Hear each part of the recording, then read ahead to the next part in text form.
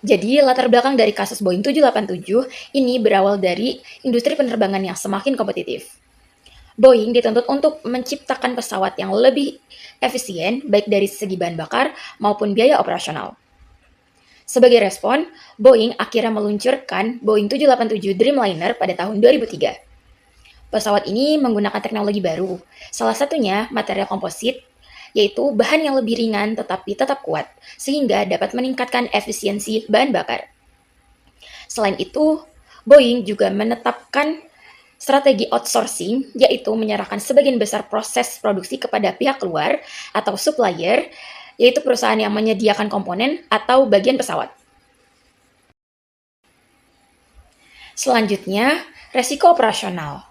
Yang pertama, ada keterlambatan produksi yang mencapai lebih dari 2 tahun dari jadwal awal. Hal ini disebabkan oleh kekurangan komponen dari supplier sehingga proses perakitan tidak bisa dilanjutkan.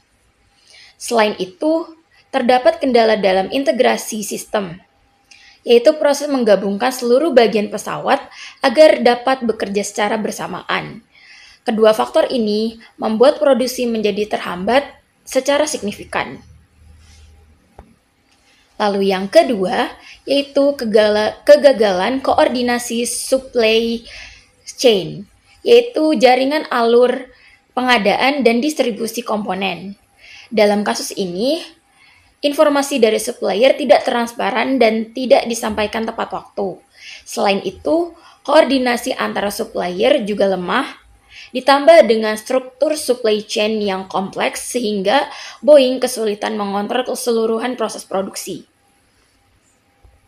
Lalu yang ketiga, itu ketidakmampuan supplier dalam memenuhi tanggung jawabnya. Beberapa supplier tidak mampu menyelesaikan pekerjaan sesuai target dan juga gagal dalam mengelola supplier yang mereka tunjuk.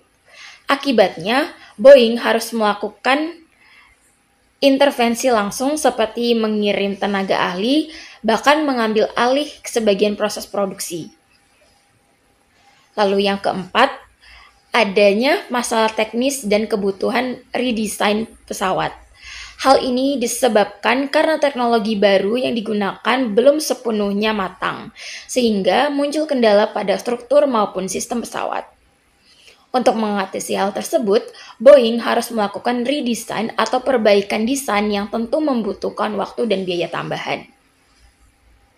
Lalu yang kelima, yaitu aksi mogok kerja karyawan yang melibatkan lebih dari 25.000 pekerja. Peristiwa ini menyebabkan proses produksi terhenti sementara sehingga semakin memperparah keterlambatan yang sudah terjadi sebelumnya. Dan yang terakhir, yaitu penurun kepercayaan pelanggan. Hal ini terlihat dari adanya pembatalan pesanan serta perubahan keputusan pembelian menjadi sistem leasing.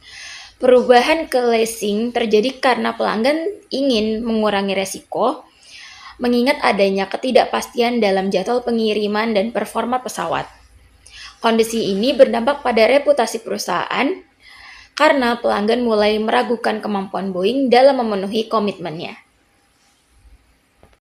Pada slide ini, kita akan membahas mitigasi yang dilakukan oleh Boeing dalam menghadapi berbagai masalah pada proyek 787 Dreamliner.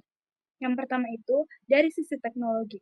Boeing melakukan beberapa perbaikan dari sisi teknologi seperti mendesain struktur pesawat, memperbaiki instalasi mesin, dan memisahkan sistem kontrol penerbangan dari sistem hiburan. Yang kedua, pada rantai pasok dan produksi. Boeing mengalami banyak kendala rantai pasok dan produksi dari supplier, sehingga mereka mengambil langkah seperti mengakuisisi supplier yang bermasalah, memberikan bantuan finansial, dan bahkan turun langsung ke lapangan dengan mengirim engineer. Langkah ini membantu mempercepat proyek, tetapi juga menunjukkan bahwa sejak awal pengelolaan supplier kurang optimal. Yang ketiga itu, dari sisi manajemen dan tenaga kerja, Boeing melakukan outsourcing. Hal ini menstabilkan kondisi internal perusahaan, meskipun sebenarnya langkah ini baru dilakukan setelah masalah itu muncul. Lalu yang keempat, dari sisi pelanggan, Boeing berusaha menjaga kepercayaan dengan memberikan kompensasi, meningkatkan transparansi, dan memperbaiki komunikasi publik. Upaya ini cukup efektif untuk menjaga hubungan dengan pelanggan. Perkenalkan, nama saya Anissa Rizky Ramadhani. Pada slide kali ini, saya akan menjelaskan bagaimana respon Boeing terhadap berbagai resiko yang muncul pada saat program 787, serta bagaimana evaluasinya. Pada dasarnya, respon Boeing terhadap berbagai masalah yang muncul adalah reaktif. Artinya, Boeing baru mulai mengambil tindakan setelah masalah tersebut menyebar, bukan mencegahnya sejak awal. Resiko pertama yang akan saya bahas adalah resiko teknologi. Boeing merespon resiko teknologi dengan memodifikasi desain, memperkuat struktur pesawat, mendesain ulang instalasi mesin, serta memisahkan sistem navigasi dengan sistem hiburan penumpang. Evaluasinya, hal ini cukup efektif untuk menyelesaikan masalah yang muncul, tapi belum sepenuhnya optimal karena beberapa solusi justru menimbulkan masalah baru seperti bertambahnya berat pesawat dikarenakan adanya perkuatan struktur pesawat yang menyebabkan berat pesawat menjadi bertambah. Resiko kedua yang muncul adalah resiko pemasok. Boeing merespon resiko ini dengan mengambil kendali sebagian dari supply chain, mengakuisisi 2 unit POW pada 2008-2009, serta memberikan dukungan finansial kepada Aerosystem yang merupakan salah satu pemasok tingkat 1 Boeing.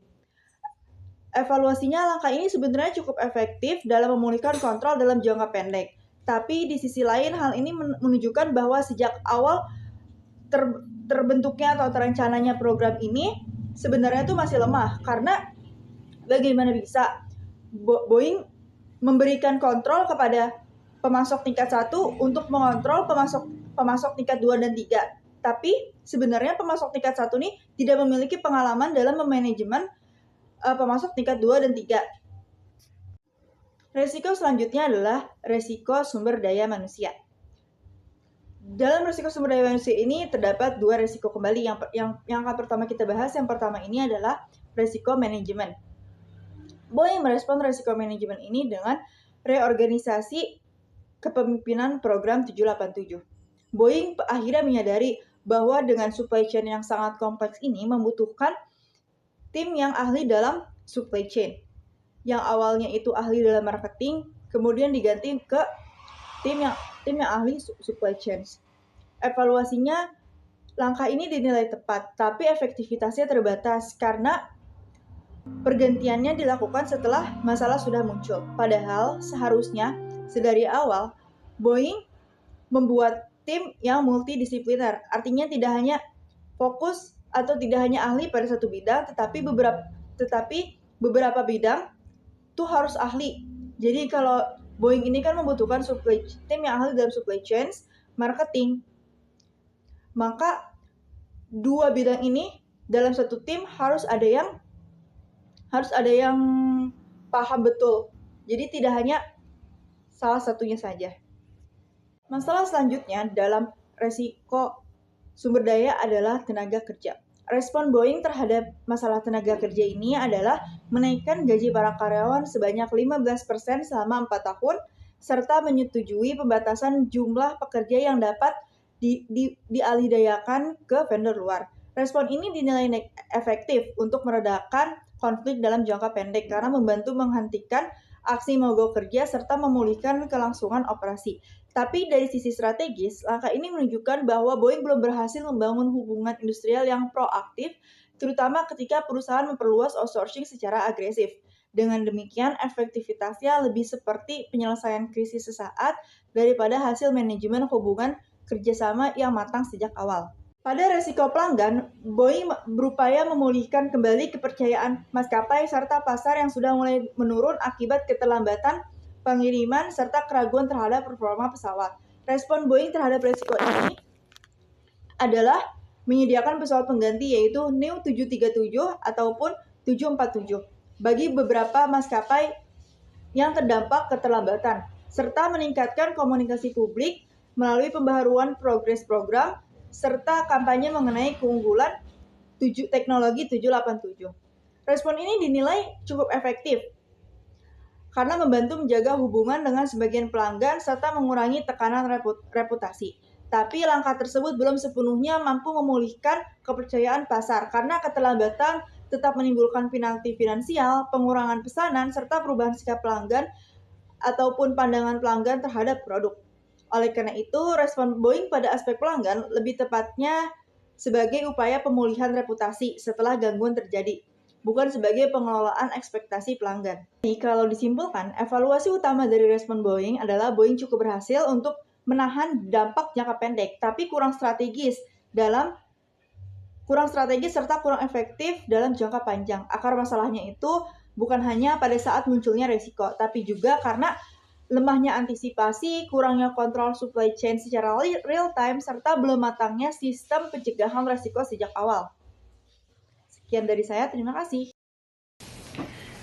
Dari kasus Boeing 787 Dreamliner dapat disimpulkan bahwa proyek ini mengalami perubahan besar sejak awal, mulai dari penggunaan teknologi baru, outsourcing yang luas, hingga koordinasi supply chain global yang sangat kompleks. Perubahan tersebut memang dirancang untuk meningkatkan efisiensi dan inovasi, tapi justru membuat operasional menjadi lebih rentan. Pada akhirnya, risiko teknologi, pemasok, sumber daya manusia, dan pelanggan saling berkaitan, sehingga dampaknya meluas menjadi keterlambatan pengiriman dan pembengkakan biaya. Dalam menghadapi kondisi tersebut, respon Boeing cenderung bersifat reaktif. Artinya, Boeing lebih banyak mengambil tindakan setelah masalah benar-benar terjadi, bukan melalui antisipasi yang kuat sejak awal. Akibatnya, meskipun krisis dapat ditahan dan dampak jangka pendek bisa dikendalikan, efektivitas strategi dalam jangka panjang tetap menurun. Oleh karena itu, ada beberapa saran penting yang dapat diambil dari kasus ini. Boeing perlu memperkuat monitoring supply chain secara real time, memperketat seleksi dan pengawasan pemasok, membentuk tim manajemen yang proaktif dan multidisipliner, membangun hubungan industrial yang lebih baik, serta mengelola ekspektasi pelanggan secara lebih realistis. Jadi pelajaran utama dari kasus Boeing 787 adalah bahwa keberhasilan inovasi tidak hanya ditentukan oleh teknologi yang canggih, tetapi juga oleh kesiapan perusahaan dalam mengelola risiko, koordinasi, dan hubungan dengan seluruh pihak yang terlibat. Terima kasih.